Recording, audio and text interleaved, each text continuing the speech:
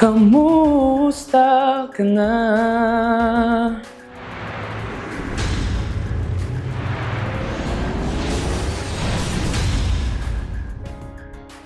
Hello Clash Nations! I'm Gab Yuan and Cubalillo. Ang gagawin po natin ngayon ay one phrase song challenge. 11 po. Ang phrase na kakantahin ko ay good morning sa inyo. Good morning sa inyo. 5 po. Ang next phrase ko po ay anong password ng wifi nyo? Anong password ng wifi nyo?